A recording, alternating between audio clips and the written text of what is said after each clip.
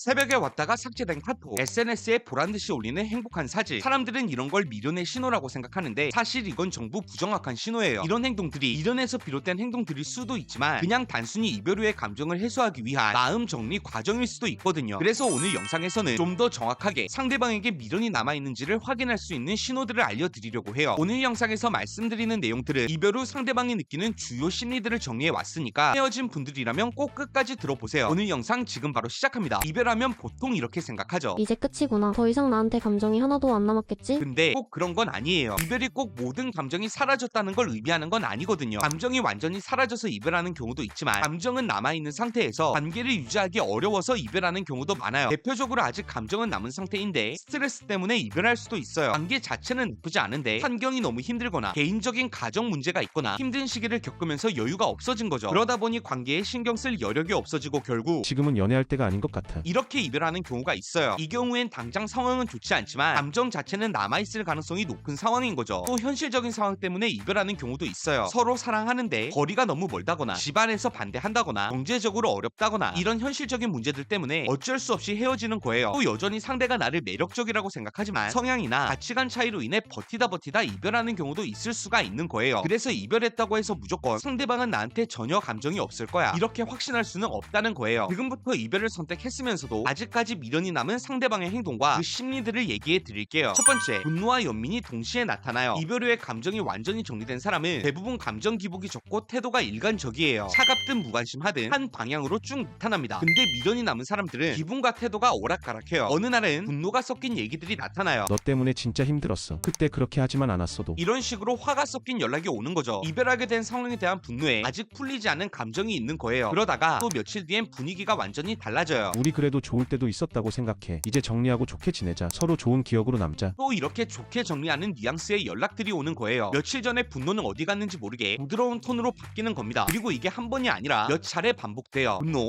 분노, 연민 이렇게 계속 왔다 갔다 하는 거죠. 반대 입장에서는 혼란스러워요. 나한테 뭘 원하는 거야? 나한테 화가 난 거야? 아닌 거야? 정리하고 싶은 거야? 아니면 아직 마음이 있는 거야? 근데 사실 본인도 몰라요. 자기 감정을 정리하지 못한 상황이라 감정이 계속 왔다 갔다 기복이 생기는 거예요. 마음 한편으로는 이별하게 된 상황, 상대방이 했던 행동, 그때의 감정들이 떠오르면서 분노가 올라와요. 걔가 그때 왜 그랬는지 아직도 이해가 안 가. 그러다가 시간이 지나면 또 다른 감정들이 올라와요. 함께했던 좋았던 시간들, 행복했던 순간들, 좋았던 모습들이 떠오르면서 연민이 생기는 거예요. 그래도 좋을 때도 많았는데 나쁜 사람은 아니었어. 이런 생각이 드는 겁니다. 그래서 이 두 감정 사이를 계속 오가는 거예요. 감정의 특성상 완전히 정리됐으면 이런 태도의 기복이 잘 나타나지 않습니다. 근데 분노와 연민을 오간다는 건 아직 상대방에 대한 감정이 남아있다는 방증이에요. 아직까지 마음에 미련이 남아있다는 거죠. 두 번째, 합리화 심리가 나타나요. 사람들은 실패한 경험에 대해 긍정적인 의미를 찾으려고 해요. 왜냐하면 실패한 경험 자체를 받아들였을 때 생기는 손해 심리를 누구든 감당하기가 어렵거든요. 이별도 마찬가지예요. 이별 직후에는 감정이 상한 상태죠. 분노도 있고 배신감도 있고 억울함도 있어요. 그리고 무엇보다 무기력함이 느껴지죠. 지난 몇 년이 다 뭐였지? 내가 쏟았던 시간과 감정이 전부 무의미해진 거야? 이런 생각이 들면서 공허함을 느끼는 거예요. 근데 사람은 이런 무기력함을 계속 견딜 수가 없어요. 그래서 이별 극 초기에